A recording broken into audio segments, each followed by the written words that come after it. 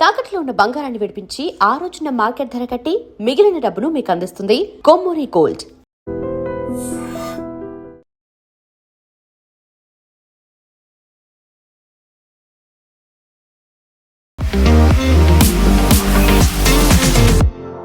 So ప్రతిసారి మోదీ గురించి Trump మాట్లాడుతూనే ఉంటారు. అందులో very good friend, close friend అనేది చెప్తూనే నేను సంతోషంగా లేను, నన్ను హ్యాపీగా ఉంచడానికి ఆయన ప్రయత్నాలు చేస్తున్నారు అంటే వాట్ డస్ ఇట్ మీన్? నిజంగానే మనం ఇంకొకరి కోసమే వర్క్ చేస్తున్నామా? ఇంకొకరిని ప్లీజ్ చేయడానికి, అప్పీలింగ్గా ఉండడానికి? ట్రంప్ ఫస్ట్ ఒక రియల్ ఎస్టేట్ బిజినెస్ మ్యాన్, దాని తర్వాత ప్రెసిడెంట్. ఆయన ఎప్పుడు మాట్లాడుతున్నప్పుడు బిజినెస్ లాగానే మాట్లాడతారు. బిజినెస్ డీలింగ్ ఎట్లా చేస్తారు. రష్యా దగ్గర నుంచి ఆయిల్ కొనకూడదు మనం. సరే, మళ్ళీ చైనా కొంటున్నారు కదా, మీరు కొనుక్కోకూడదు. So why is it that only India should not buy అనేది ఒక పెద్ద క్వశ్చన్ వస్తుంది. కాకపోతే మళ్ళీ మనం ఒక కన్విన్సింగ్ మెథడ్లో వాళ్ళతో మాట్లాడుతున్నాము అనేది ఒకటి. ఇక్కడ ఉన్నటువంటి అంబాసిడర్లు వెళ్తున్నారు, లేదు మేము చూసారా, మేము బాగానే వర్క్ చేస్తున్నాం అనేది. అలా లాబియింగ్ అనేది ఎందుకు చేస్తున్నారు? లాబియింగ్ అనేది ప్రతి కంట్రీ చేస్తుంది. భారతదేశం నుంచి యూఎస్కి ఇప్పుడు ఏం ప్రాబ్లం లేదు యాక్చువల్లీ, టెక్నికలీ స్పీక్. అది ఎట్లా అయిందండి? మీరు ఇంత టారిఫ్ పెట్టిన తర్వాత కూడా మా ఎక్స్పోర్ట్స్ ఎట్లా పెరుగుతుందంటే డిమాండ్ ఉంది ఇండియన్ ప్రోడక్ట్స్.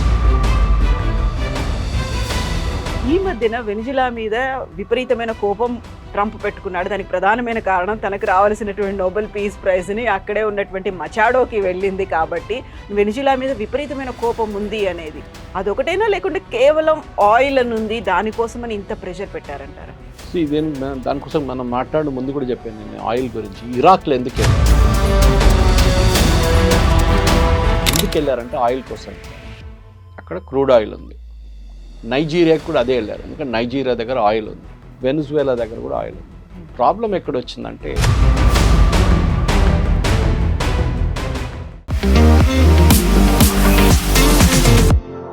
నమస్తే, నేను Kavitha. Welcome to I dream news and నిజాలు.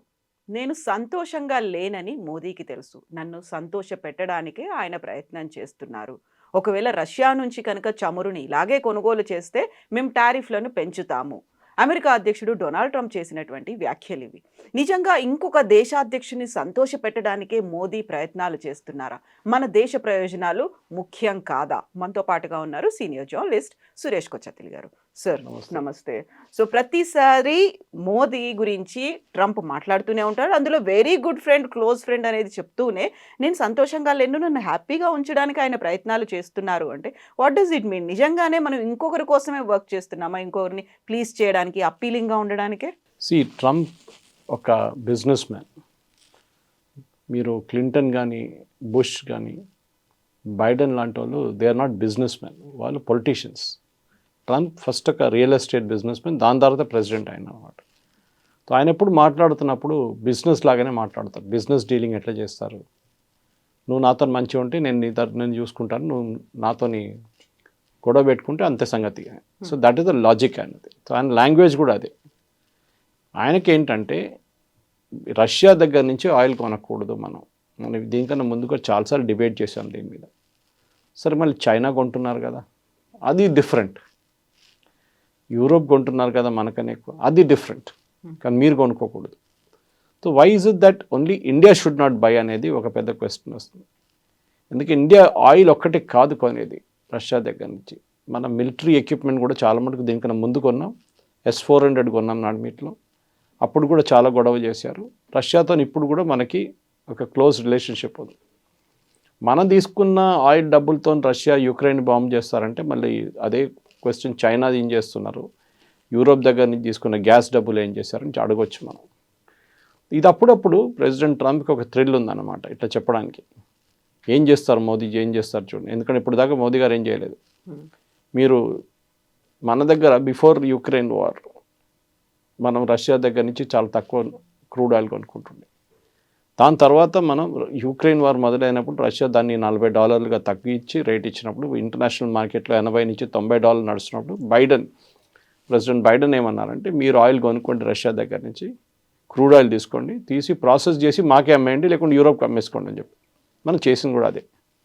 మన కోసం కొంచెం ఉంచుకొని మిగతా మనం అమ్మేసుకున్నాం. ఎందుకంటే రష్యా దగ్గర నుంచి వస్తున్న ఆయిల్, క్రూడ్ ఆయిల్ కొంచెం హై గ్రేడ్ ఆయిల్ ఉంటుంది, అంటే థిక్నెస్, విస్కాసిటీ ఎక్కువ ఉంటుంది దానికి.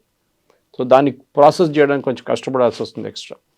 మన దగ్గర జామ్నగర్ ఫెసిలిటీలో, రిలయన్స్ వాళ్ళ ఫెసిలిటీలో ఇది ప్రాసెసింగ్ ఫెసిలిటీ ఉంది మన దగ్గర. ఇప్పుడు అదే ప్రాబ్లం మన వెనిజువేలా కూడా చూస్తున్నాం అనమాట. Will come to that later. కానీ ప్రెసిడెంట్ ట్రంప్ ఇప్పుడు ఏమంటున్నారంటే, ఆయన ఈక్వేట్ ఎవరితో చేస్తున్నారు, రష్యా దగ్గర నుంచి మీరు ఆయిల్ కొనుక్కుంటారు, దానికోసం మనని హ్యాపీగా పెట్టాలంటే రష్యా దగ్గర నుంచి ఆయిల్ తక్కువ చేయండి. నేను లేటెస్ట్ ఫిగర్స్ కూడా మీకు కోట్ చేస్తాను. మనం ఇప్పుడు 62% మన ఆయిల్ రష్యా దగ్గర నుంచి తీసుకుంటున్నాం, 62%. ఎందుకంటే మనకు అది చాలా మటుకు రష్యా దగ్గర నుంచి $40 మనకు వస్తుంది per barrel, which is very very reasonable. International markets ఇప్పుడు కూడా 70 నడుస్తుంది, $30 తక్కువ, చాలా తక్కువ మనకి. అదే టైంలో మన అమెరికా దగ్గర నుంచి కూడా క్రూడ్ ఆయిల్ కొంటున్నాం మనం. కానీ ఇప్పుడు దాని ముందు తక్కువ ఉండే, ప్రెసిడెంట్ ట్రంప్ వచ్చిన తర్వాత కొంచెం ఎక్కువ చేసాం ఇప్పుడు. ఫర్ ఎగ్జాంపుల్ అమెరికా దగ్గర నుంచి మనం కొనేదానికి ఇప్పుడు మనం లాస్ట్ 2 months మనం అమెరికా నుంచి ఎక్స్పోర్ట్స్ చాలా ఎక్కువ చేసుకున్నాం, క్రూడ్ ఆయిల్ ఎక్స్పోర్ట్స్. సో ఈ పరిస్థితుల్లో కొత్త టారిఫ్లు పెడతాను, మీరు నన్ను హ్యాపీగా పెట్టుకోకపోతే అంటే ఎందుకు ఇట్లా చెప్తున్నారు అనేది ఉంది. సో ఆబ్వియస్లీ ట్రంప్కి ఇట్ ఇస్ బియాండ్ ఆయిల్. ఆయనకంటే మా దగ్గర నుంచి కొంచెం ఆయుధాలు కొనండి, ఇంకా కొంచెం అపాషే హెలికాప్టర్స్ కొనండి, F-35 మీరు కొంటలేడు నా దగ్గర. అక్కడ చూడండి సౌదీ అరేబియా వాళ్ళు కొన్నారు. సౌదీ అరేబియా ఏం చేసుకుంటారు, మ్యాక్సిమం యెమెన్లో వెళ్ళి యెమెన్లో బాంబింగ్ చేస్తారు వాళ్ళు. అది మనకు అది కాదు కదా. మనకు ఒక 2.5 front వార్ ఉంది, ఒకటి చైనా, పాకిస్తాన్, ఒకటి బంగ్లాదేశ్. ముందు నక్సలైట్స్ ఉండే, ఇప్పుడు బంగ్లాదేశ్ అయిపోయింది. ఇట్లాంటి పరిస్థితుల్లో మనం అమెరికా నుంచి డీల్ చేసినప్పుడు చాలా కేర్ఫుల్గా డీల్ చేయాల్సి వస్తుంది. ఒకటి, డోంట్ గెట్ ఎక్సైటెడ్. ఇప్పుడు ఇంటర్నేషనల్ పాలిటిక్స్లో షబాజ్ షరీఫ్లా కానీ, అసీమ్ మునీర్లా కానీ, మొహమ్మద్ యూనిస్ లాగా ఎక్సైట్ కాకూడదు. ఎప్పుడైనా డీల్ చేసినప్పుడు ఇంటర్నేషనల్ పాలసీలో డిప్లొమసీ చాలా సాఫ్ట్గా మాట్లాడాలి. జయశంకర్ గారు మాట్లాడతారు చూడండి, చెప్పాల్సిన పాయింట్ చెప్పేసేయాలి. రిప్లై చేయకుంటే బాగుంటుంది, రిప్లై చేస్తే ఇంకా పెద్ద ప్రాబ్లం అవుతుంది. ట్రంప్ అన్నారు ఇట్లా, ఏమంటారు మోదీ గారు అంటే, మోదీ గారు ఏమన్నారు, మోదీ గారు క్వైట్గా కూర్చుంటారు. చెప్పాల్సింది మెసేజ్ వెళ్ళిపోతుంది అక్కడికి. మేము మీ దగ్గర నుంచి క్రూడ్ ఆయిల్ కొంటున్నాం కదా, మీకు ప్రాబ్లం ఏంటి, రష్యా దగ్గర నుంచి కొంటున్నాం, మీ దగ్గర నుంచి కొంటున్నాం. So what is the issue no issue at all. కానీ అప్పుడప్పుడు కూడా ఆయనకి మెయిన్ ప్రాబ్లం ఏంటంటే మన ట్రేడ్ టాక్స్ ఆగిపోయింది. ఇప్పుడు చాలా మటుకు ట్రేడ్ టాక్స్ మొత్తం కొలాప్స్ అయిపోయింది ఆల్ ఓవర్ ద వరల్డ్. థాయిలాండ్తో సైన్ చేశారు, అది కొలాప్స్ అయిపోయింది ట్రేడ్ టాక్స్. యూఎస్ది, వియట్నాంతో సైన్ చేశారు, అది కూడా ఎక్కడికి వెళ్ళట్లేదు. యూకేతో ఒకటే ఉంది, అది నడుస్తుంది. అది పాత ట్రేడ్ టాక్స్లో కూడా వాళ్ళ దగ్గర ఉండే FTA ఉండే ఒకటి. సో ప్రెసిడెంట్ ట్రంప్కి ఇప్పుడు మొత్తం సీన్ అంతా మారిపోయింది. ఎందుకంటే అమెరికాలో ఇప్పుడు మిడ్ టర్మ్ పోల్స్ రాబోతుంది, ఇన్ఫ్లేషన్ చాలా ఎక్కువ ఉంది, అన్ఎంప్లాయ్మెంట్ కూడా చాలా ఎక్కువ. సో ఆయనకి పొలిటికల్గా అమెరికాలో చాలా పెద్ద ప్రాబ్లమ్స్ ఉన్నాయి. అది కాకుండా మనం చూస్తున్నాం H-1B వీసా కానివ్వండి, ఆయన చెప్పిన మట్టుకు అక్కడ ఉన్న అమెరికన్లో ఉన్న ఇండియన్స్ అని కాదు, ఎవరైనా వీసా మీద చిన్న చిన్న వయలేషన్స్ చేస్తే కూడా వాళ్ళని పంపించేస్తున్నారు. If you're driving under the influence కానివ్వండి, లేకుంటే ఏదైనా ట్రేడ్లో మన ఏం చెప్తారు, మీరు ట్రాఫిక్ వయలేషన్ చేస్తే దాన్ని కూడా వేసుకుంటున్నారు వాళ్ళు. అన్ని పట్టుకు బయట పంపించేస్తున్నారు వాళ్ళు. So this is not correct technically speaking. కానీ అది నడుస్తుంది, అది ఏం చేయలేము మనం ఇప్పటికైతే. ఈ మెయిన్గా ప్రెసిడెంట్ ట్రంప్తో డీల్ చేస్తున్నప్పుడు we should be A transactional person. సరే మేము కొనట్లేదా, ఎంత కొన్నాం, మేము 12% కొన్నాం పోయిన నెలలో, సరే ఈ నెల 14 కొంటాం, హ్యాపీ చాలా నెక్స్ట్ స్టెప్. ఇట్లా వెళ్తుందన్నమాట. మనం ఇది చేసుకుంటూ వెళ్తున్నప్పుడే దీని మెయిన్ రీజన్ అమెరికాతో డీల్ చేసేది ఒక డిప్లొమాటిక్ సొల్యూషన్గా ఉంటుంది. కాకపోతే మళ్ళీ మనం ఒక కన్విన్సింగ్ మెథడ్లో వాళ్ళతో మాట్లాడుతున్నాము అనేది ఒకటి. ఇక్కడ ఉన్నటువంటి అంబాసిడర్లు వెళ్తున్నారు, లేదు మేము చూసారా, మేము బాగానే వర్క్ చేస్తున్నాం అనేది. అలా లాబియింగ్ అనేది ఎందుకు చేస్తున్నారు? లాబింగ్ అనేది ప్రతి కంట్రీ చేస్తుందండి. ఓకే, ఇప్పుడు లాబింగ్ ఎవరు చేయట్లేదు. ఆ వర్డ్ ఎక్కడి నుంచి వచ్చిందంటే, ఈ హోటల్ లాబీలో వెయిట్ చేస్తున్న కొంతమంది PR వాళ్ళు ఉంటారు, పబ్లిక్ రిలేషన్స్ వాళ్ళు. సో ఈ సెనేటర్స్ కానీ సీనియర్ పొలిటీషియన్స్ అంతా హోటల్లో ఉన్నప్పుడు, ఏదైనా కాన్ఫరెన్స్కి వచ్చినప్పుడు వీళ్ళు లాబీలో వెయిట్ చేస్తారు. లేకుంటే క్యాపిటల్ హిల్ వాళ్ళ పార్లమెంట్ అనొచ్చు, అక్కడ ఉన్నప్పుడు అక్కడ లాబీలో వెయిట్ చేస్తారు వాళ్ళు. అక్కడ వాళ్ళు దిగి వచ్చినప్పుడు వాళ్ళని కౌట్ చేసి వాళ్ళ దగ్గర మాట్లాడి, మా పాయింట్ ఆఫ్ వ్యూ ఇది ఉందండి చూసుకోండి అని చెప్పేసి. భారతదేశం నుంచి యూఎస్కి ఇప్పుడు ఏం ప్రాబ్లం లేదు యాక్చువల్లీ, టెక్నికలీ స్పీకింగ్. మనకు కూడా ఇష్యూ లేదు. మన డిసెంబర్ ఫిగర్స్ ఇంకా రాలేదు, కానీ November exports very high, especially to the US. అది ఎట్లా అయిందండి, మీరు ఇంత టారిఫ్ పెట్టిన తర్వాత కూడా మా ఎక్స్పోర్ట్స్ ఎట్లా పెరుగుతుందంటే డిమాండ్ ఉంది ఇండియన్ ప్రోడక్ట్స్కి. నడుమిట్లో ప్రెసిడెంట్ ట్రంప్ 50 ఇండియన్ ప్రోడక్ట్స్ మీద టారిఫ్ తగ్గించేశారు క్వైట్గా ఒక 2 నెలల ముందు. Spices, tea, basmati rice. ఎందుకంటే అక్కడ కన్జ్యూమ్ చేస్తున్న అమెరికన్ పాపులేషన్ దీని టారిఫ్ కడుతున్నారు. సో నేను దీంట్లో ముందు కూడా ఎక్స్ప్లెయిన్ చేశాను. $10 ఒక ప్రోడక్ట్ మనం ఇక్కడి నుంచి పంపిస్తే 50% టారిఫ్ పెడితే అది $15 అయిపోతుంది. దాని తర్వాత రీటైలర్ ఆయన మార్జిన్ పెట్టి $16-17 అమ్ముతాడు. ఈ డిఫరెన్స్ ఎవరు కడుతున్నారు? $8 ఎక్స్ట్రా, $8 ఎక్స్ట్రాస్ని ఎవరు కడుతున్నారు? ఫస్ట్ ఎవరు ఇంపోర్ట్ చేస్తున్నారు వాళ్ళు కడుతున్నారు, కంపెనీ. దాని తర్వాత వాళ్ళు టార్గెట్ కానీ వాల్మార్ట్కి పంపించినప్పుడు వాళ్ళ దగ్గర నుంచి కూడా అది కలెక్ట్ చేసుకుంటున్నారు. ఫైనలీ కన్జ్యూమర్ కడుతున్నారు. సో యూఎస్ కన్జ్యూమర్కి $10 దొరికే ఒక ప్రోడక్ట్ ఇప్పుడు $17 వస్తుంది. అందువల్ల $600 బిలియన్ వాళ్ళకి వచ్చాయని కూడా చెప్పుకుంటున్నారు కదా. ఎవరి దగ్గర నుంచి? వాళ్ళ సిటిజన్స్ దగ్గర నుంచే గుంజుకున్నారు. ఆలోచించండి. ఎమ్మెల్యే ఏమంటున్నాడు, మీకు కావాలంటే నేను కొంచెం రిలీఫ్ ఇస్తాను, ట్యాక్స్ రిలీఫ్ ఇస్తానంట. అంటే మీ దగ్గర నుంచి డబ్బులు తీసుకొని మీకే రిటర్న్ ఇస్తున్నారంట. అది ఎక్కడ లాజిక్ అండి? అర్థం కాదు. సో కాబట్టి మెయిన్ థింగ్ ఏంటంటే అమెరికాతో డీల్ చేసినప్పుడు ట్రాన్సాక్షనల్గా మాట్లాడుతున్నప్పుడు ట్రాన్సాక్షనల్గా మాట్లాడాలి మనం, ఇంకే లాంగ్వేజ్లో మాట్లాడకూడదు. అమెరికాతో ఉన్న డిప్లొమసీ మీరు బుష్ టైంలో కానీ, క్లింటన్ టైంలో కానీ, ఒబామా టైంలో కానీ, బైడెన్ టైంలో కానీ చాలా డిఫరెంట్గా ఉండే. అది మనతో ఒక్కరితో కాదు, అన్ని దేశాలతో అదే నడుస్తుంది. ట్రంప్ ఫస్ట్ టర్మ్లో ఐ లవ్ పుటిన్ అన్నారు, I love north Korean dictator Kim Jong Un నా క్లోజ్ ఫ్రెండ్ అన్నారు, వెళ్ళి కలిశారు కూడా ఇద్దరు. ఆయనకి ఎట్లా అంటే ఒక ఐడియోసింక్రసీ వస్తుంది. ఆయనకు ఒక లోకంలో నేనే కంట్రోల్ చేయాలి, అందరు నన్ను గుర్తుపెట్టుకోవాలి. So this is what his logic is. So మనం కూడా అదే లాజిక్లో ఆడాలి గేమ్ కూడా. ఇప్పుడు ఇది ఒక ఏం చెప్తారు, నేనే అందరికన్నా పెద్దోడు అంటే మీరు చెప్పాలి కరెక్ట్, మీరే అందరికన్నా పెద్దోడు. మీ లేకుండా లేరు, లోకం ఎట్లా నడుస్తుంది అంటే చాలా హ్యాపీ. ఇంకా షబాజ్ షరీఫ్, అసీం మునీర్ ఇదే చేస్తారు. అక్కడ వైట్ హౌస్కి వెళ్ళి పాట పాడతారు ట్రంప్ది, you are the greatest, you are the greatest, you అని ఈగో మసాజ్ చేస్తున్నారు అన్నమాట. మనం అది ఎక్కువ చేయట్లేదు, మోదీ గారు చేయరు కూడా. అది టారిఫ్ పెట్టినప్పుడు ట్రంప్ ఏమనుకున్నారంటే మనం ప్యానిక్ అయిపోతాం, అయ్యో అమ్మో అని కొట్టుకుంటాం అనుకున్నాం, కానీ జరగలేదు. We were very quiet, okay no problem, tariff వేసారుగా చూసుకుందాం. We expanded our market. Shrimp మనం లోకల్గా అమ్మడం మొదలుపెట్టాం, యూరోపియన్ మార్కెట్స్ తీసుకెళ్ళాం. కీటెక్స్ లాంటి కంపెనీస్ డొమెస్టిక్ మార్కెట్ అప్రోచ్ అయ్యారు, దాని కాకుండా యూరోపియన్ మార్కెట్ చూసుకున్నారు. ఇప్పుడేమో అమెరికా నుంచి వాపస్ వాళ్ళ ప్రోడక్ట్స్ వాళ్ళే పిలుస్తున్నారు, మాకు బంగ్లాదేశ్ డ్రెస్సులు వద్దు, మీరే పంపించండి అని చెప్పేసి. క్వాలిటీ ఆల్సో మ్యాటర్స్ అన్నమాట. సో మనం టెన్షన్ పెడక్కర్లేదు. కీప్ మీ హ్యాపీ అంటే we will keep you happy, no problem. ఆయనకి ఏంటంటే ఎక్కడ మినరల్స్ దొరుకుతుందో, ఎక్కడ ఆయిల్ దొరుకుతుందో, ఎక్కడ నా క్రిప్టో కరెన్సీ కంపెనీలో ఎవరు ఇన్వెస్ట్ చేస్తారో వాళ్ళందరూ మంచోళ్ళు. ఇదే మడూరో వెనజువేలన్ ప్రెసిడెంట్ ఒక $100 బిలియన్ ట్రంప్ కంపెనీలో పెట్టారనుకోండి, ఇప్పుడు దాకా ఆయన అక్కడ ప్రెసిడెంట్గానే ఉండిపోతుండే వెనజువేలాది. అన్ని సాత్కూన్ మాఫ్ అంటారు కదా, అలా అన్ని పోయేవి. కరెక్ట్. ఇది so this is what it is all about. End of the day Trump politics చాలా క్లియర్.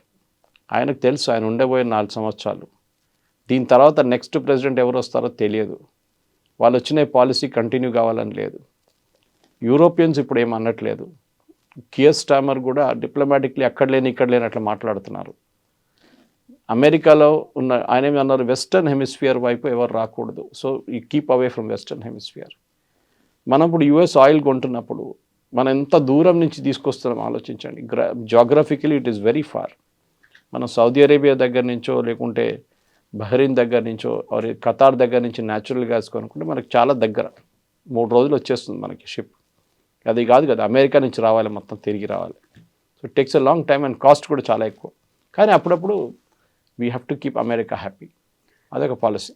బట్ మనం అంత సటిల్గా ఉండాల్సినటువంటి అవసరం ఏముంది? అంత కామ్గా సైలెంట్గా ఉండి బోల్డ్ అని క్వశ్చన్స్ ఉన్నాయి, దేని గురించి మాట్లాడకుండా ప్రతిసారి మనల్ని ప్రొవోక్ చేస్తున్నట్టుగా ఉంటే, నాట్ ఓన్లీ మోదీ, మొత్తం భారతదేశాన్ని అంతా అలా ప్రొవోక్ చేస్తున్నట్టుగా ఉంటే కామ్‌గానే పని చేసుకుంటూ వెళ్తున్నాం. ఇది కాకపోతే ఇంకోటి అన్నట్టుంటే అక్కడ బోలెడన్ని క్వెషన్స్ వస్తున్నాయి.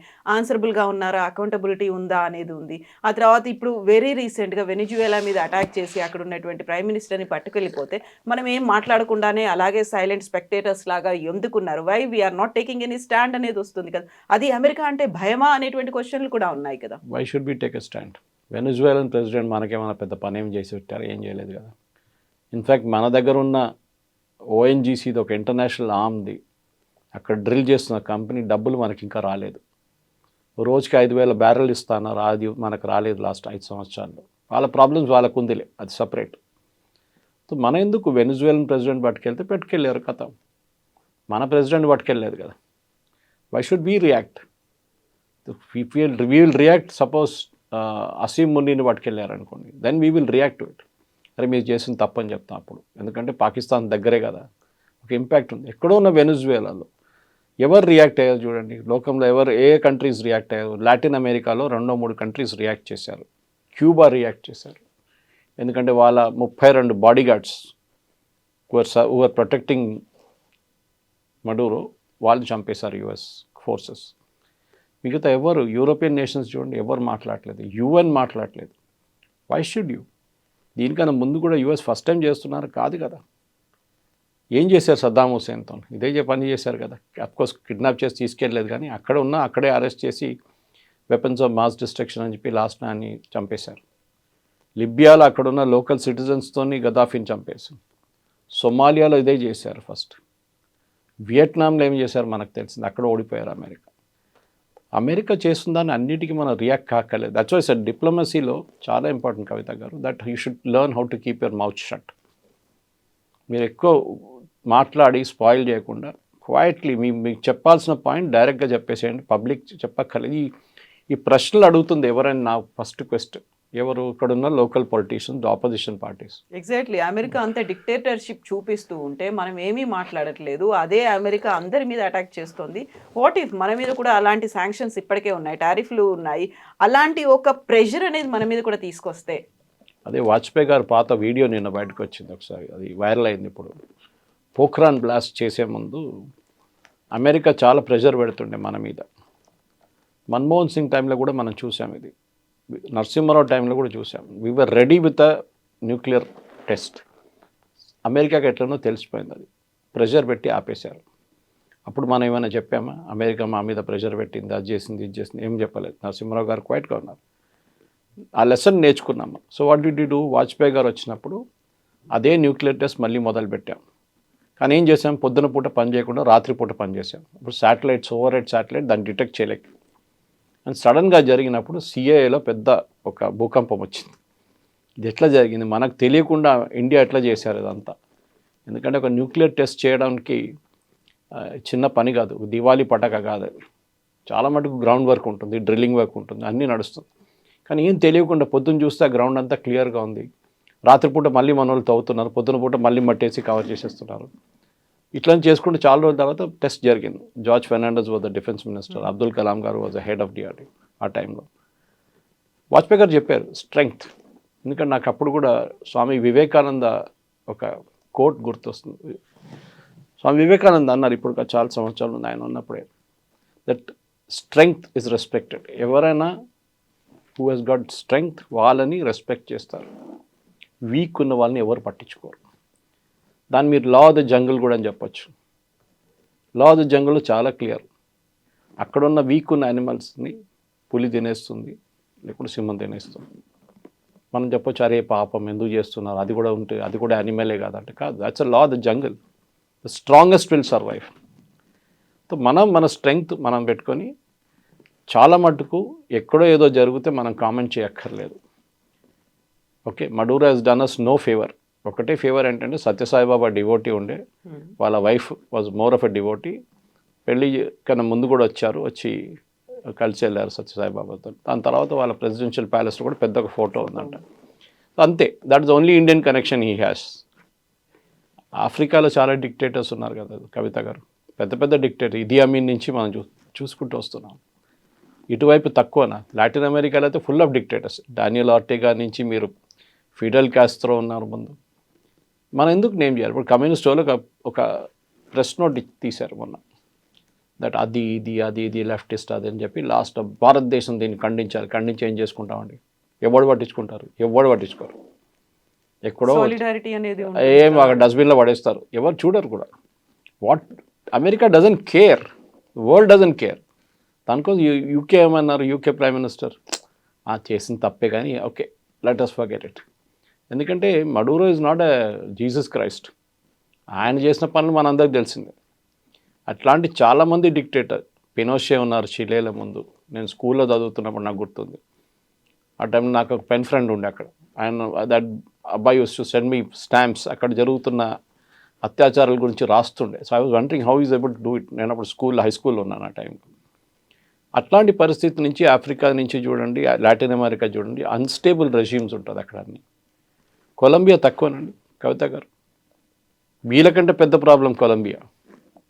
ప్రెసిడెంట్ ట్రంప్ కొలంబియాతో డీల్ చేస్తారు, తర్వాత చేస్తారు డెఫినెట్గా. ఇరాన్లో ఏం జరుగుతుంది? ఇరాన్లో ఉన్న అయత్తోళ్ళు చేసిన గొడవ, అక్కడ వాళ్ళ ప్రజల మీద చేస్తున్న ఫైరింగ్ అంతా ఈసారి ఎందుకు జరగట్లేదు? ఇప్పుడు జరుగుతున్న ప్రొటెస్ట్లో వాళ్ళ ప్రెసిడెంట్ అంటున్నారు కరెక్ట్, ఒక ప్రాబ్లం ఉంది, మన రియాల్ మొత్తం డివాల్యూ అయిపోయింది, అసలు ద వర్త్లెస్ పేపర్, కానీ నేనేం చేయలేను. నీళ్ళు లేదు, నేనేం చేయలేను. ఫ్యూయల్ షార్టేజెస్ ఉంది, నేనేం చేయలేను. మీరందరూ కొంచెం ఓపిక ఉంచుకొని చేద్దామేమన్నా మనం. ఆ స్టేట్కి వచ్చేసారన్నమాట. ఎందుకంటే అమెరికన్ ప్రెసిడెంట్ డొనాల్డ్ ట్రంప్ ఒక వార్నింగ్ ఇచ్చారు, we are locked and ready.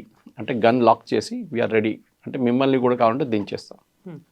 Already Shah of Iran కొడుకు, old Shah of Iran Pahlavi కొడుకు మొన్న స్టేట్మెంట్ ఇచ్చారు that we should bring back democracy to Iran. మా ఇరాన్లో ఎప్పుడు డెమోక్రసీ లేకుండే, ఈవెన్ షా ఆఫ్ ఇరాన్ ఉన్నప్పుడు డెమోక్రసీ లేకుండే. It is far more liberal regime. అక్కడ కూడా ఒక చేంజ్ ఆఫ్ రెజ్యూమ్ రావబోతుంది.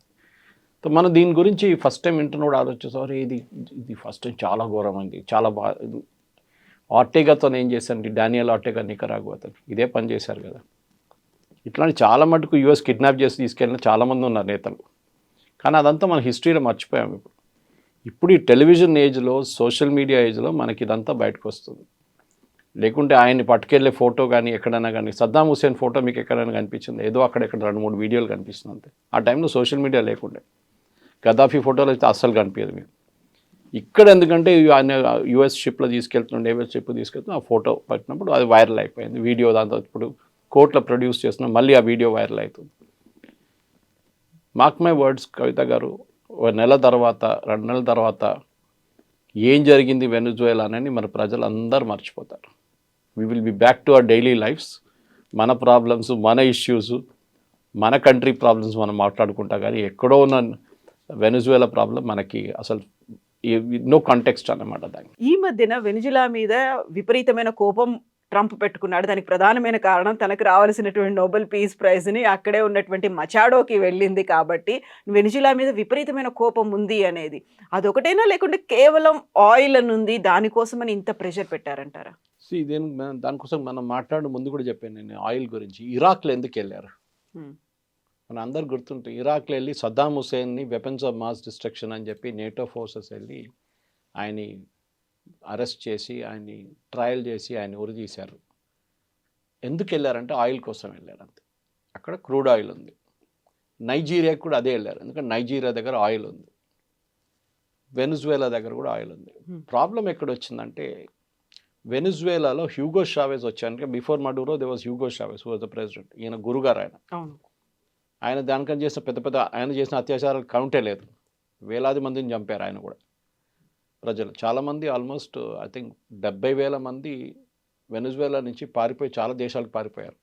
ఓకే, అక్కడ తట్టుకోలేక అనమాట. అక్కడ ఉన్న కల్చర్, గవర్నమెంటు వాళ్ళ మీద క్రాక్ డౌన్ కానీ, అరెస్ట్ చేయడం, చంపేయడం, ఎక్స్ట్రా జ్యుడిషియల్ కిల్లింగ్స్లో. సో దానికన్నా ముందు అమెరికా చాలా మట్టుకు అక్కడ ఉన్న లాటిన్ అమెరికాలో ఉన్న డిక్టేటర్స్ని చాలామందిని వాళ్ళు ఎంకరేజ్ చేశారు. దాని హిస్టరీ సపరేట్ ఉంది. కెనడీ టైం నుంచి చూసుకుంటూ వస్తే మీరు ఈ హ్యూగో షావేజ్ వచ్చే ముందు అక్కడ వెనుజువేలాలో ఉన్న ఆయిల్ కంపెనీస్ అంతా అమెరికన్ కంపెనీస్ నడిపిస్తుంటాయి. అంటే వెనుజువేలా దగ్గర ఉన్న oil 330 billion barrels, which is higher than Saudi Arabia. కానీ they are not the number 1 producer, number 26 ఎంతో ఉన్నారు ప్రొడ్యూసర్. ఎందుకంటే వాళ్ళ దగ్గర ఎక్విప్మెంట్ లేదు ఆయిల్ డ్రిల్ చేసి బయటకు తీయడానికి. నేను చెప్పాను చూడండి, it's very heavy oil, Venezuelan oil. Versus US shale oil ఉంటుంది, బ్రిటన్ దగ్గర లైట్ స్వీట్ క్రూడ్ ఉంటుంది. సో దీన్ని రీఫైన్ చేయడానికి ఉన్న కావాల్సిన కెపాసిటీ వాళ్ళ దగ్గర లేదు. డ్రిల్ చేసి బయటికి తీయడానికి ఉన్న కెపాసిటీ కూడా లేదు. పాత ఎక్విప్మెంట్ ఉంది వాళ్ళ దగ్గర, రష్యన్ టైం నుంచి ఉన్న ఎక్విప్మెంట్ ఉంది. దాని తర్వాత చైనీస్ వాళ్ళు ఏదో తీసుకొచ్చి పెట్టారు, అది కూడా పనిచేయట్లేదు. సో అప్పుడున్న అమెరికన్ కంపెనీస్ షెవ్రాన్ ఉండొచ్చు, ఎక్సాన్ మొబైల్ ఉండొచ్చు, వీళ్ళందరూ ఆ టైంలో చాలా డబ్బులు పెట్టి ప్రాస్పెక్ట్ చేసేసి ఆయిల్ డ్రిల్లింగ్లో మనకు అందరు తెలిసిందే. ఇప్పుడు మన బోర్వెల్ లాగానే తవ్వుతే నీళ్ళు వస్తుందో లేదో తెలియదు, వస్తే మంచిది. 100 ఆయిల్ వెల్ డ్రిల్ చేస్తే, ప్రాస్పెక్ట్ చేస్తే దాంట్లో 10లో ఆయిల్ కనిపిస్తుంది, 5 నుంచి ఆయిల్ ఎక్స్ట్రాక్ట్ చేసుకోవచ్చు కమర్షియల్గా. కానీ ఆ 90 వెల్స్ కాస్ట్ ఎవరు? అది వీళ్ళే సాధించాలి, వీళ్ళ పైప్ నుంచే పోతుంది, లాస్ అది. కానీ ఒక లార్జర్ చూస్తే over a period of time దాన్ని గెయిన్ చేస్తా అనుకున్నా. కానీ హ్యూగో చావెజ్ వచ్చిన తర్వాత ఈ అమెరికన్ కంపెనీ ఇంత బిలియన్స్ ఆఫ్ డాలర్స్ డబ్బులు పెట్టి ప్రాస్పెక్ట్ చేసేసిన ఆయిల్ ఓవర్ నైట్ ఆయన నేషనలైజ్ చేసేసారు. ఇది చాలా దేశాల్లో జరిగింది అదే టైంలో. ఈవెన్ ఇందిరాగాంధీ గారు మన ఇండియాలో ఉన్న బ్యాంక్స్ని నేషనలైజ్ చేసింది అంతే. ఎందుకంటే ఆంధ్ర బ్యాంక్ అని, సిండికేట్ బ్యాంక్ అని, కెనరా బ్యాంక్ అని, పంజాబ్ నేషనల్, వీళ్ళందరూ ప్రైవేట్ బ్యాంక్స్ ఉండే ఇండియాలో. ఐసిఐసిఐ, హెచ్డిఎఫ్సి ఇప్పుడు వచ్చాయి కదా లాస్ట్ 20-25 ఇయర్స్లో. దానికన్నా ముందు మన దగ్గర ప్రైవేట్ బ్యాంక్సే ఉండే. ఇండిపెండెన్స్ టైంలో ఈ చెప్పిన కాంగ్రెస్ లీడర్స్ అందరూ దాన్ని ఎంకరేజ్ చేశారు, ప్రైవేట్ బ్యాంక్స్ని చాలా బాగా నడిపించారు వాళ్ళు. సో ఆ బ్యాంక్స్ కూడా ఇందిరాగాంధీ గారు నేషనలైజ్ చేశారు. టాటా వాళ్ళ ఎయిర్ ఇండియాని కూడా నేషనలైజ్ చేసేసింది ఆమె. హెచ్ఏఎల్ అది కూడా నేషనలైజ్ చేసేసింది, అది కూడా ప్రైవేట్ కంపెనీ ఉండే ముందు, హీరాచంద్ గ్రూప్ ఉండే. సో అట్లాంటి పరిస్థితి ఈవెన్ వరల్డ్ వైడ్ ఒక సోషలిస్ట్ యాంగిల్ వచ్చేస్తుంది అన్నమాట. Indira Gandhi was also following socialism. ఆమెకు చాలా ఫేవరెట్ ఉండే 5-year ప్లాను, రష్యన్ సిస్టమ్ చాలా అనుకుంది ఆమె, this is the right way to do it అని. తర్వాత తెలిసింది మొత్తం ఫ్లాప్ షో అయిపోయిందని. సో అక్కడ కూడా నేషనలైజ్ చేసినప్పుడు వీళ్ళ డబ్బులు పెట్టిన డబ్బులు ఎంత పోయింది, billions and billions American companies డబ్బులు పోయింది. అప్పుడు పెట్టిన మిషనరీ ఇప్పుడు దాకా నడుస్తుంది. 50 సంవత్సరాల తర్వాత అదే మిషనరీ వాడుతున్నారు. సో అవుట్పుట్గా వాళ్ళ దగ్గర 330 బిలియన్ బ్యారెల్స్ ఆయిల్ ఉన్నప్పుడు నెక్స్ట్ 800 సంవత్సరాల దాకా వాళ్ళు తవ్వుకుంటే పోతే కూడా వాళ్ళ దగ్గర ఆయిల్ ఉంటుంది. అంత ఆయిల్ ఉంది వాళ్ళ దగ్గర వెనజువేలా, మోర్ దెన్ సౌదీ అరేబియా నేను చెప్పినట్టు, మోర్ దెన్ యుఎస్. కానీ దాన్ని వాళ్ళు ఎక్స్ట్రాక్ట్ చేయలేకపోతున్నారు. ఇప్పుడు ఏం చేస్తున్నారంటే ప్రెసిడెంట్ ట్రంప్ ఎందుకన్నారంటే that we will run Venezuela అనగానే ఎవరు అన్నారు, రన్ కాదు రూయిన్ వెనజువేలా అని చెప్పారు. ఒక ఐ పెట్టేస్తే అయిపోతుంది అనేది. ఆయన ఏమంటున్నారంటే అక్కడున్న ఆయిల్ ఇప్పుడు ఎక్స్ట్రాక్ట్ చేయలేము. ఈవెన్ వెనజువేలాకి రిటర్న్ మీరు నడిపించుకోండి అని వాళ్ళకి ఇచ్చేస్తే కూడా దే కెనాట్ రన్ ఇట్. వాళ్ళ దగ్గర ఎక్విప్మెంట్ లేదు, డ్రిల్లింగ్ ఎక్విప్మెంట్ కొత్త తీసుకురావాల్సి వస్తుంది, దానికి చాలా ఖర్చు అవుతుంది. అండ్ యూజువలీ మీరు ఇవాళ పెట్టుబడి పెట్టి ఎక్విప్మెంట్ ఒక 6 నెలల తర్వాత తీసుకొస్తే మీకు ఆ పెట్టుబడి ఇది ప్రాఫిట్ మీకు 10 సంవత్సరాల తర్వాతనే వస్తుంది. ఇన్ని రోజులు వెయిట్ చేయడానికి ఎవరైనా రెడీగా ఉన్నారా? That's a question. సో ఇట్లాంటి పరిస్థితుల్లో వెనజువేలా ఏం చేశారంటే చాలా మట్టి ఇంటర్నేషనల్ వాళ్ళకి కొంచెం ఫ్రెండ్లీగా ఉన్న నేషన్స్ దగ్గర అన్నారు, మీరు వచ్చి ఇక్కడ ఇన్వెస్ట్ చేసుకోండి, మా దగ్గర ఒక ఆయిల్ వెల్స్ మీరు తీసుకోండి, ఒక సెట్ మీరే డ్రిల్ చేసి మీరు తీసుకెళ్ళిపోండి, మాకు రాయల్టీ ఇచ్చేసేయండి, పర్ బ్యారెల్ ఇంత, $5 ఎంతైనా, that agreement they would have signed. మన దగ్గర నుంచి ఓఎన్జీసీ విదేశ్, మన oil and natural gas commission Videsh అని చెప్పి ఒక యూనిట్ ఉంది ఇంటర్నేషనల్. మనం అక్కడ వెళ్ళి డ్రిల్ చేయడం మొదలుపెట్టాం. We started producing oil. కానీ నడిమిట్ల ఈ యూఎస్తో వచ్చిన గొడవలో మన ఆయిల్ బంద్ అయిపోయింది ప్రొడక్షన్. మనకి రావాల్సిన రాయల్టీ రావట్లేదు, మనకి రావాల్సిన డబ్బులు లేవు, ఏం రావట్లేదు. సో ఆల్మోస్ట్ $1 బిలియన్ మనం అక్కడ ఖర్చు చేశాం వెనజువేలాలో. సో బహుశా ఈ ఆపర్చునిటీతో ట్రంప్ ఏమంటారంటే ఓకే అక్కడున్న కంపెనీలు ఇంటర్నేషనల్ కంపెనీస్ వాళ్ళు నడిపించుకోండి, except for China, you won't allow China's companies. మిగతా ఎవరు, ఎందుకంటే ఈ వెనజువేలన్ ఆయిల్లో అందరికైనా పెద్ద బయర్ చైనా. ఇన్ఫ్యాక్ట్ మొత్తం లాటిన్ అమెరికాలో కవిత గారు కంప్లీట్గా చైనీస్ డామినెన్స్ ఉంది. మీరు ఎక్కడని చూడండి, మీరు చిలీ నుంచి, నికరాగ్వా నుంచి, ఎక్వడార్ నుంచి ఎక్కడ చూసినా China has invested billions and billions Latin అమెరికాలో. So one of the reason president ట్రంప్కి ఇంత కోపం ఎందుకంటే చైనా మీద కోపం ఉంది. వాళ్ళని అక్కడి నుంచి ఎట్లా తెలియదు. ఎందుకంటే మీకు గుర్తుంటుంది పనామా కెనాల్ డిస్ప్యూట్ వచ్చినప్పుడు ఆయన ఏమన్నారు, పనామా కెనాల్ కట్టింది మేము, మా దగ్గర చాలామంది చనిపోయారు కట్టినప్పుడు, అంత కష్టం ఉండేది చాలా అది కన్స్ట్రక్ట్ చేయడానికి. అంతా అయిన తర్వాత ఇప్పుడు చైనీస్ వాళ్ళు వచ్చి కూర్చున్నారు అక్కడ, మా ఆర్మీ షిప్స్, మా నేవల్ షిప్స్ అక్కడి నుంచి వెళ్తున్నాడు, వీళ్ళు మానిటర్ చేస్తున్నారు, వీ వోంట్ అలౌ దిస్ అన్నారు. Exactly Panama is for us అని చెప్పారు. ఇది జరుగుతుంది అన్నమాట. ఈ పరిస్థితుల్లో ఇప్పుడు ఏం చేయబోతున్నారు అంటే ఒకటి మనకి మన $1 బిలియన్ ఇన్వెస్ట్ చేసి మనకు బహుశా ఇంకా అది రిటర్న్ తీసుకొచ్చి, లేకుంటే we can continue drilling. American companies big స్టైల్లో దిగుతారు. కానీ నేను చెప్పిన ప్రాబ్లం ఉంది. వాళ్ళకి ఇప్పుడు పెట్టుబడి పెడితే 10 సంవత్సరాల తర్వాతనే వాళ్ళకి రిటర్న్స్ అనేవి ఉంటాయి. రిటర్న్స్ ఉంటుంది. అన్ని రోజులు వెయిట్ చేయడానికి రెడీగా ఉంటారంటే నో. వే బ్యాక్ 60s ఉన్న అమెరికన్ కంపెనీస్ కాదు ఇప్పుడున్న అమెరికన్ కంపెనీ. వీరందరికి షేర్ హోల్డర్స్ ఉంది ఇప్పుడు. అది ఎక్సాన్ మొబైల్ ఉండొచ్చు, షెవ్రాన్ ఉండొచ్చు, ఎవరైనా ఉండొచ్చు. వాళ్ళ కంపెనీ వాళ్ళు డెఫినెట్గా they will ask question share holders, మీరు ఎందుకు పెడుతున్నారు? రేపు ఈ అమెరికన్ ప్రెసిడెంట్ పోయి ఇంకొక అమెరికన్ ప్రెసిడెంట్ వస్తే, డెమోక్రటిక్ ప్రెసిడెంట్ వస్తే ఆయన పాలసీ రివర్స్ చేస్తే ఏమవుతుంది? ఈ పెట్టిన డబ్బులంతా పోతుంది కదా. లేకుంటే అక్కడున్న ప్రజలు రెబెల్ చేసి అమెరికన్ కంపెనీస్ అక్కడ తెరిమి కొడితే ఏం చేస్తారు? ఇరాన్లో జరిగింది అదే మనం చూసాం. షా ఆఫ్ ఇరాన్ ఉన్నప్పుడు మొత్తం అమెరికా నడిపించారు ఇరాన్ అంతా. దాని తర్వాత మొత్తం గాయబైపోయారు అంత అక్కడి నుంచి. ఈ ప్రాబ్లం రాబోతుంది. So this same oil problem లిబియాకి వెళ్ళారు. లిబియాలో కద్దాఫీని ఎందుకు గద్దె దింపారంటే అది కూడా ఆయిల్. సో అమెరికాకి ఆయిల్ ఒక డిమాండ్ ఉంది, పెద్ద డిమాండ్. కానీ లాస్ట్ 10-15-20 సంవత్సరాల్లో చైనా హజ్ రీప్లేస్డ్ యుఎస్. ప్రతి చోట్ల ఆఫ్రికాకి వెళ్ళండి మొత్తం చైనీస్ రీప్లేస్మెంట్ ఉంది అక్కడ. పాకిస్తాన్ చూడండి, ఇప్పుడు యుఎస్ వచ్చేదాకా చైనీస్ కూర్చున్నారు. బెల్ట్ రోడ్ ఇనిషియేటివ్ అని చెప్పి వాళ్ళ దగ్గర పెద్ద స్కామ్ ఉంది ఒకటి. డబ్బులు పెడతారు, ఈ మన మనీ లెండర్స్ లాగా అనమాట. మన దగ్గర డబ్బులు ఇస్తారు చూడండి, మనీ లెండర్స్. ఇచ్చిన తర్వాత అది కట్టలేకపోతారు వాళ్ళు, అప్పు గుంజుకుంటారు వాళ్ళ అసెట్. సో ఇప్పుడు చైనాని ఏమీ అనలేక ఇంకొకరి మీద ప్రతాపాన్ని చూపిస్తున్నారు. అండ్ స్లోలీ ఇప్పుడు వార్నింగ్ ఏంటంటే చైనాకి, మీరు వెనిజువేలా పెట్టిన డబ్బులంతా పోయింది complete. You can just forget it. మీరు 10 బిలియన్ పెట్టారా, 15 బిలియన్ పెట్టారా, మీరు దానికి కావాల్సిన క్రూడ్ ఆయిల్ అయితే తీసుకెళ్ళిపోయారు. ఇంకా ఇక్కడ మీరు మర్చిపోండి. ఈవెన్ వాళ్ళ చెప్తున్నారు ఏంటంటే మనది ఇట్స్ నాట్ ఎట్ కన్ఫర్మ్, కానీ అమెరికా ఇంత నేవల్ ఎయిర్ ఫోర్స్ కానీ వాళ్ళ ఆర్మీ పవర్ పెట్టినప్పుడు కూడా స్పెషల్ ఫోర్సెస్ వాళ్ళ దగ్గర ఉన్న air defence system, Chinese air defence system పాకిస్తాన్లో యూజ్ చేశారు చూడండి. అదే చైనీస్ ఎయిర్ డిఫెన్స్ సిస్టమ్స్ ఉన్నాయి అంటే రాడార్ కానివ్వండి, మిగతా మిసైల్స్ కానీ అంత చైనీస్ ఎక్విప్మెంట్ ఉన్నాయంట. అది పనిచేయలేదో లేకుంటే కొట్టిపడేశారు యూఎస్ వాళ్ళు. సో అదొక రన్నింగ్ జోక్ నడుస్తుంది ఇప్పుడు. Chinese equipment second time fail అయింది, ఆపరేషన్ సింధూర్లో ఫెయిల్ అయింది, ఇప్పుడు యూఎస్ ఆపరేషన్లో కూడా ఫెయిల్ అయిందని చెప్పి. సో చైనీస్ పెట్టిన పెట్టుబడిలో, ఎందుకంటే కమ్యూనిస్ట్ రిజిమ్ అనగానే ఒక రిలేషన్షిప్ వచ్చేస్తుంది ఆటోమేటిక్గా, సోషలిస్ట్ కమ్యూనిస్ట్ అనగా. అక్కడే అదే టైంలో అర్జెంటీనా కానీ మిగతా కొన్ని కంట్రీస్ ఆఫ్ టర్నింగ్ రైటిస్ట్. తో ఒక టైంలో entire Latin America was leftist. ఇప్పుడు బ్రెజిలియన్ ప్రెసిడెంట్ ఉన్నారు, ఆయన కూడా అప్పుడప్పుడు ధమ్కి ఇస్తుంటాడు. ప్రెసిడెంట్ నిన్ను చూసుకుంటాను, నువ్వు కరెన్సీ మార్చుతావంట, అది చేస్తావంట, బ్రిక్స్లో వెళ్తున్నావు అని నేను చూసుకుంటా అంటారు. సౌత్ ఆఫ్రికాని థ్రెటన్ చేశారు, మీకు గుర్తుంటుంది. Same point. భారతదేశాన్ని మీరు అడిగారు మోదీ గారిని ఇట్లా చేస్తే, but we don't bother. American dollar అనేది ఇప్పుడు జరుగుతుంది డీడాలరైజేషన్.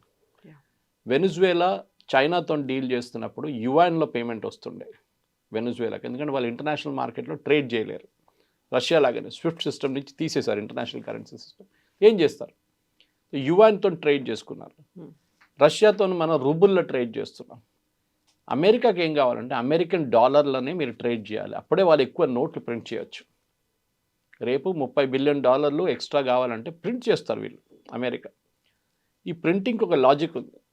మన దగ్గర ఒక మింట్ కాంపౌండ్ ఉంది ఇక్కడ హైదరాబాద్లో, అక్కడ కాయిన్స్ ఉంటుంది, కానీ సెక్యూరిటీ ప్రెస్ పక్కన ఉంది ఇంకోటి, కానీ మెయిన్ వన్ నాసిక్లో ఉంది ఒకటి.